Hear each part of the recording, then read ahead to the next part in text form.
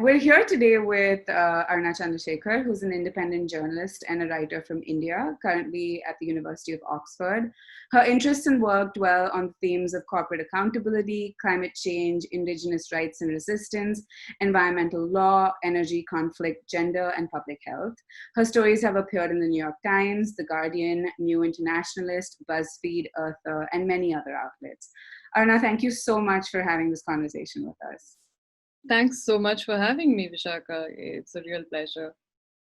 So just to start out, I wanted to ask you about yourself and what really brought you to this position in your life right now, reporting on the environment and basically everything else that you do.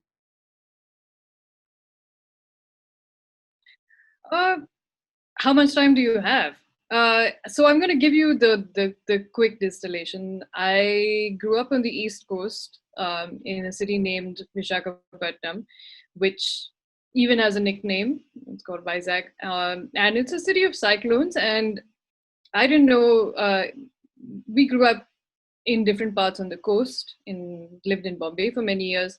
So I studied journalism and mass media and started working in media. I'm working for NDTV as my first job out of college, and kind of coordinating 40 cameramen and doing extreme logistics and booking people's tickets, but not really being able to report. But I got to see some of the finest reporters who later I worked with and who edited my stories. It was in 2008, 2009 where Operation Green Hunt had just begun, and the idea of what is that? That is a term that struck me. Like, what does it mean? And people's pictures and stories coming out from there made me, kind of think about the fact that this was happening on the East Coast, kind of close to home, and I had not heard of these kinds of struggles before, and the kinds of communities who were fighting the biggest corporate powers that existed and also fighting back security forces and the kinds of human rights violations that were taking place. Before I knew it, that I was traveling with people's movements in closer to home and seeing a power plant displacing coastal communities and fishing communities who were living on this wetland. And then you had security forces opening fire, killing 3 people, burning huts, throwing tear gas grenades on thatch roofs, not a great combination.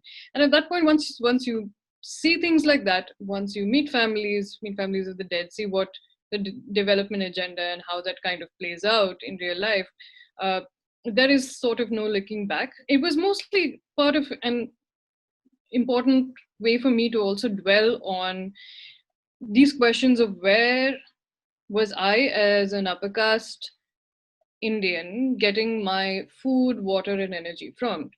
And what were these places? Who were these people?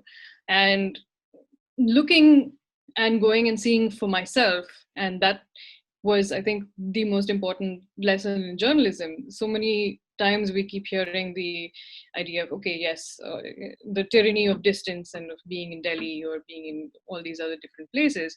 For me, at least, the idea that I could speak Telugu, Hindi, Tamil, not great, but at the same time to be able to navigate these terrains and also try and be of use and take documents and learn what it is and see what these resistance movements were up close. What does it take to affect change? What does it take to take on the biggest forces that are, whether in terms of corporate power, whether in terms of the state, but also to understand what is this kind of information asymmetry where communities had not seen these sorts of documents or which had their signatures on them saying that we have consented to giving our lands over. It's been a whirlwind journey. So I'm going to let you ask another question. You mentioned something about the tyranny of distance.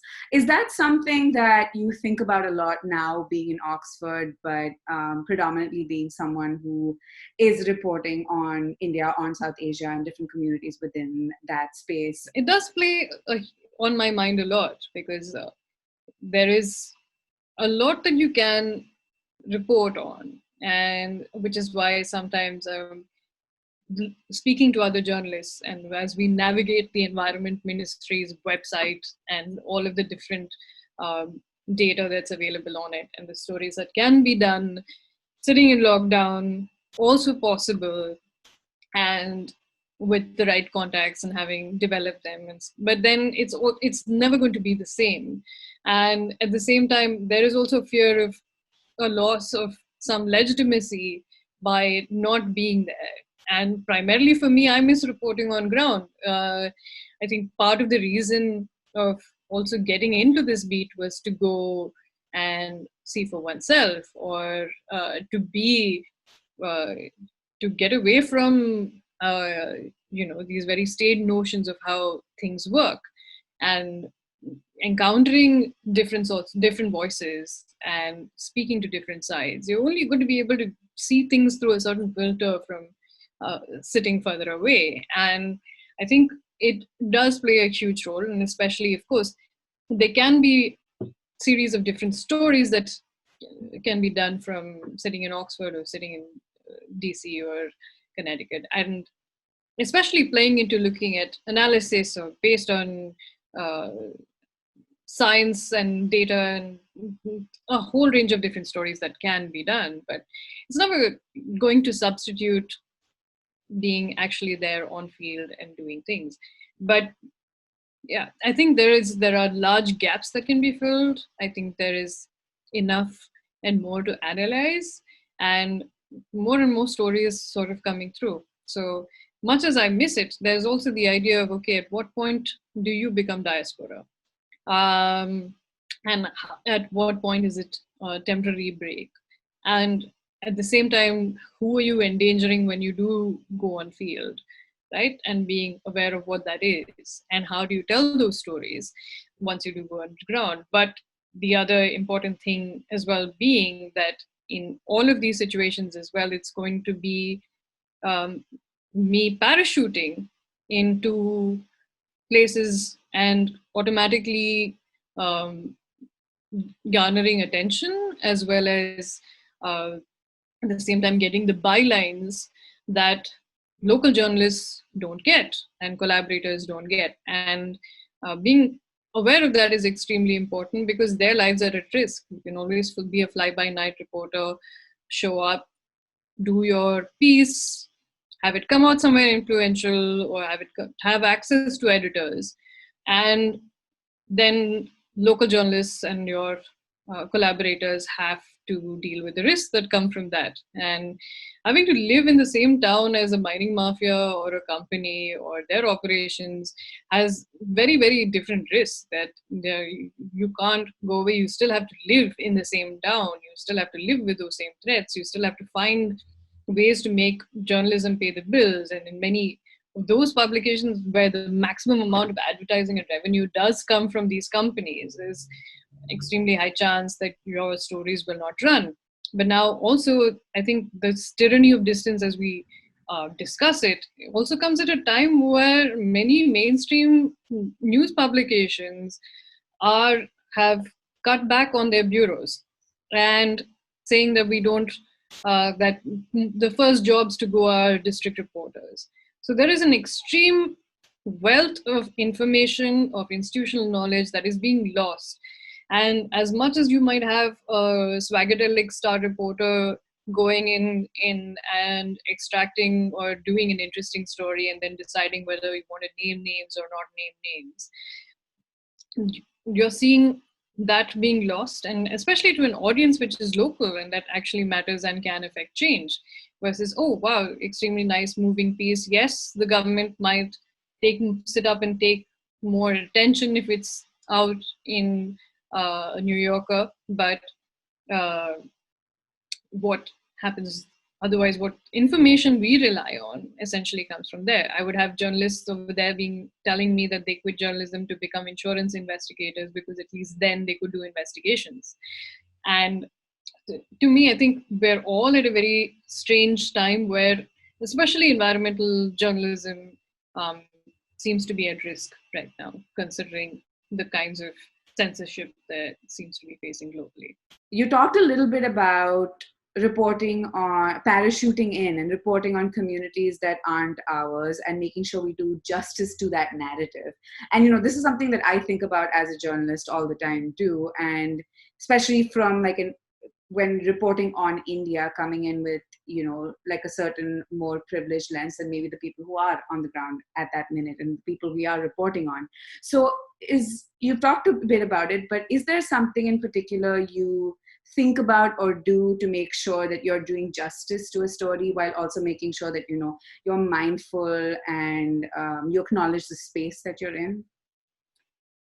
I think every time you go in to do a story or that I go in to report, I'm carrying a telephoto lens with me. There is a Nikon bag hanging from one end and there is a notebook. I am getting out of a car or getting out of, whether it's a Tata Indica or whether I'm getting off at a train station and having an activist or a local journalist accompany me. It's very, no matter what kurta you're wearing, you're still an outsider, right? It might be block print or otherwise. You look like an NGO worker or you look like a upper caste outsider.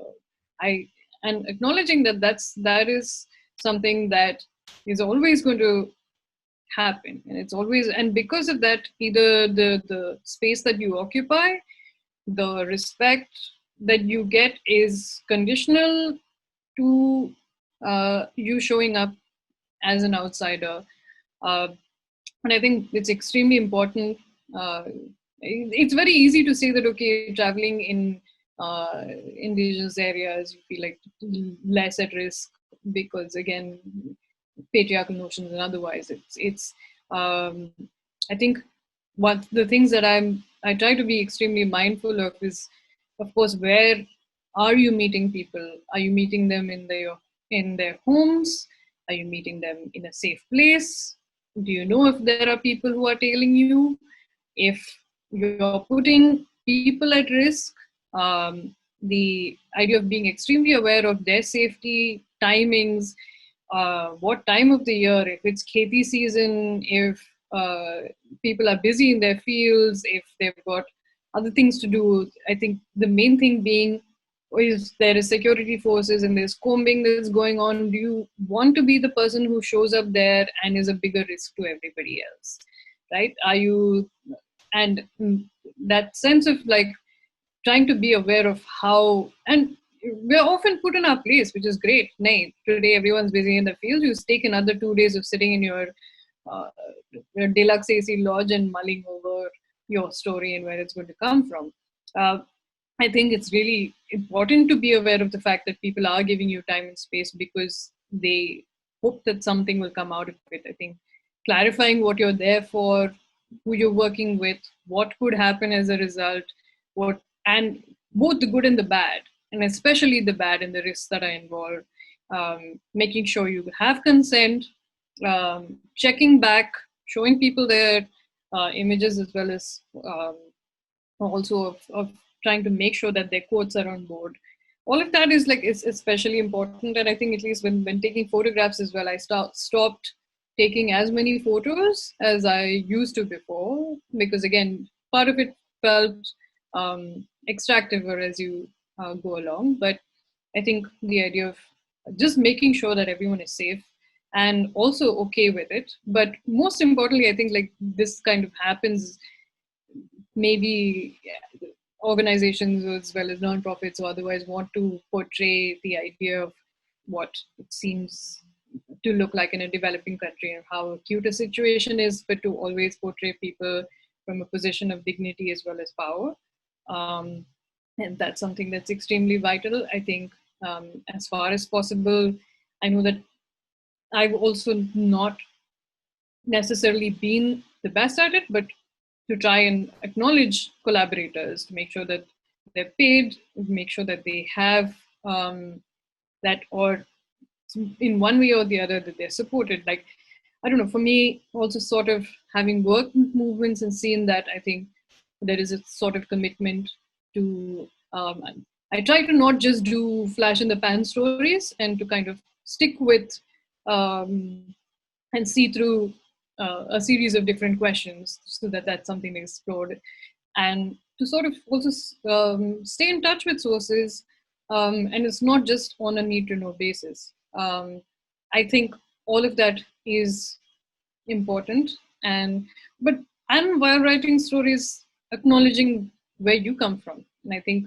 it's important as a narrator and to acknowledge what is your voice, right, as an outsider, and um, and to kind of highlight what it is that you're sort of talking about if it's about extractivism, making this all about yourself is definitely not the way to go about it. And I think for me it's always been the idea of putting those voices at the forefront, and trying to make sure that it's a variety of different uh, sources as well as voices where the assertion makes itself known, especially when it comes to and putting that at the forefront rather than just experts or just academics or scientists or otherwise. What is it like being a journalist in today's India? I'm curious to know if you think it's changed a lot over the past like 10 years or so, or has it mostly stayed the same? And how do you navigate this space, and how do you think about it as a journalist, as a woman, as someone who is reporting on things that kind of unearth certain things that would potentially anger a lot of people? I would not be doing this work if it didn't unsettle people in power. So it's kind of trying to outsource my natural authority issues. Um, but, and I think there is an imbalance of power to be corrected. And that's fundamentally what we're talking about. How do you level a playing field where uh, for centuries you have oppressed, displaced communities and always justified it for their own benefit? And the fact that my uh, community has been enriched by access to literacy and to knowledge, and to kind of be able to share that, to share documents, to let people know. But that is partly as an activist, and as a journalist, it is to uncover and speak truth to power. Now, it comes at its own risk. It is essentially, it has always been risky business, but like I said, that this is the risk towards somebody like me is always going to be much lesser than it is for someone on ground. What we have seen in the last several years, and I can't say today's India because I'm not there today, and I think things may be more tenuous, and a lot of reporters also say that it isn't. But again, it depends. If you, are you a local journalist, are you somebody who is working and reporting on the sand mafia and being killed, or are you somebody with the access to international editors and otherwise, or special rapporteurs or procedures at a certain level? And yeah, but there's also the fact that it's kind of come closer to home. Like there was an FIR which was filed against a dear friend and editor, Supriya Sharma at school, for reporting on what had happened during COVID in this. And reporters are at greater risk, not just from contracting the virus, but also in terms of the threats that they're getting, which seems to be inching closer and closer to home. It is a thought that's there at the back of your mind. And I think it's part of the investigative journalism process where you're like, oh, why am I doing this? Why am I doing this? Why am I doing this? I have butterflies in my tummy. Oh no, I can't believe this contract. Oh, what is the reaction? Like, do we have a notice or a complaint yet? Oh no, oh wow, okay. And then you ride that wave for a few days and then you're like, oh, all right, okay. Back to the next, when can I do the next thing? So yeah, but of course the threats have increased. It may sound like I'm kind of trying to downplay them. I'm definitely not. Not especially for reporters who are there right now, and which is immensely worrying. But there's also huge bunches of people amazing reporters. There's also the Reporters Collective that's doing investigative stories, people who are collaborating, freelancers who are deciding to do this. I think at a time where there are massive job cuts and people being forced out of, I think security for the job, financial security is actually becoming much more of an existential threat. And at times like this, seeing people, freelancers, collaborate and do things is extremely inspiring.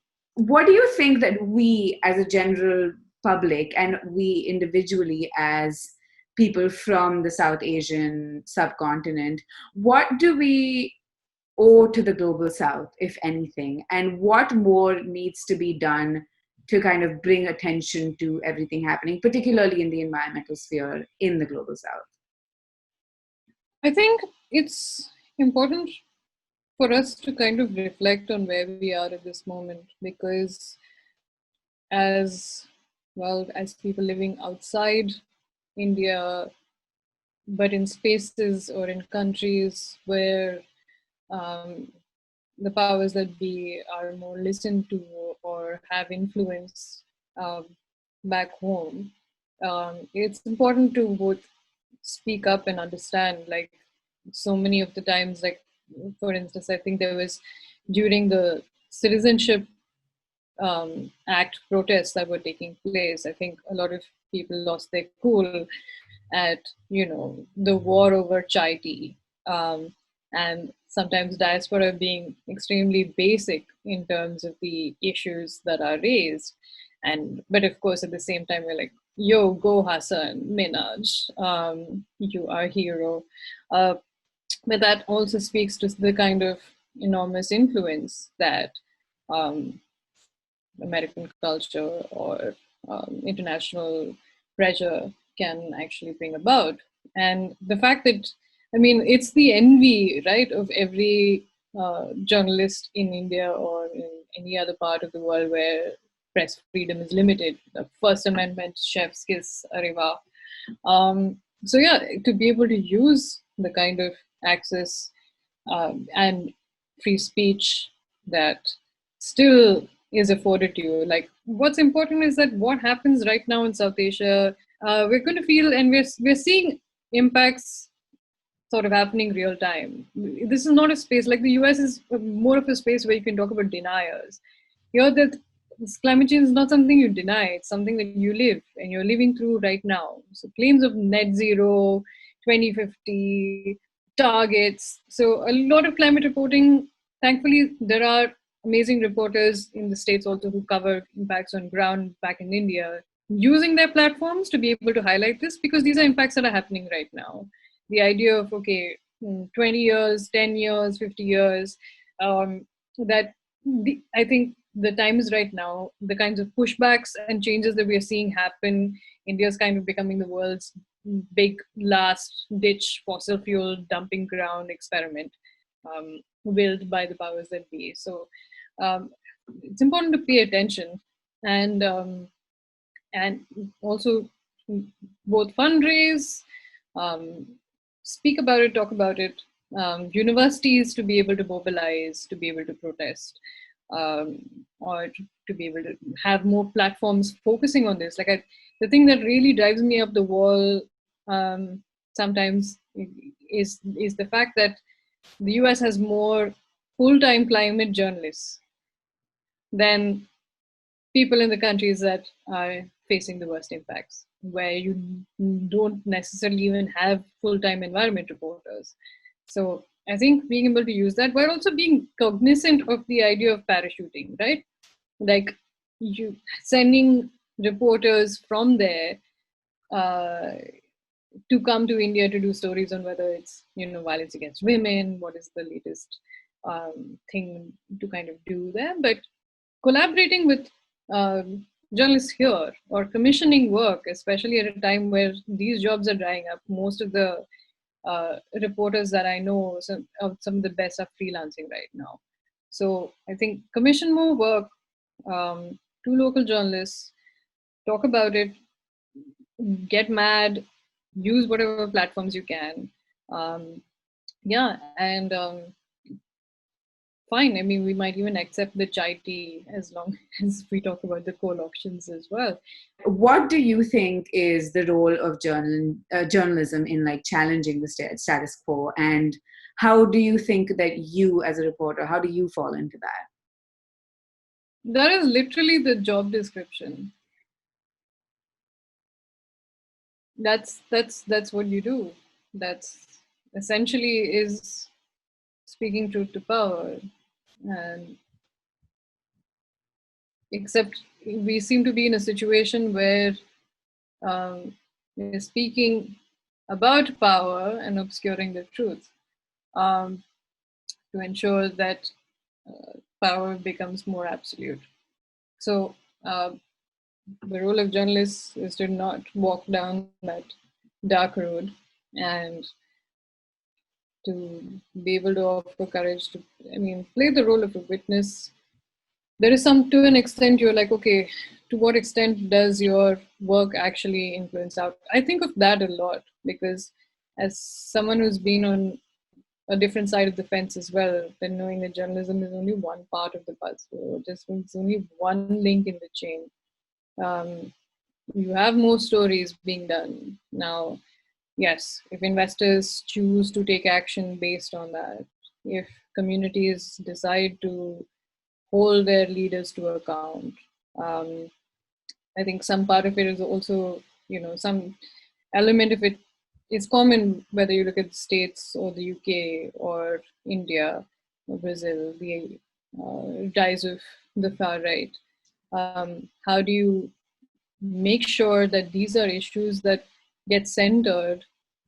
Because I think the idea of creating news or putting the emphasis on things that divide us, um, whether it's looking at issues of nationalism or something someone tweeted. Um, what did the president tweet? What did the prime minister tweet? Or what did some of those are very important and powerful tweets that could, signify missiles going off. But I think the idea of moving or realizing that this is part of a divisive agenda, and what is it that kind of unites us all, and bringing us back to those, very real world problems and failures. I think COVID has exposed those when we're talking about public health, when we're talking about air pollution, when we're talking about the rich getting richer. Um, well, frontline health workers, essential workers have all been shafted by what's taken place in the last several months. And looking at, well, for all of these strongmen governments, how prepared are we for the next pandemic? How prepared are we for the next crisis?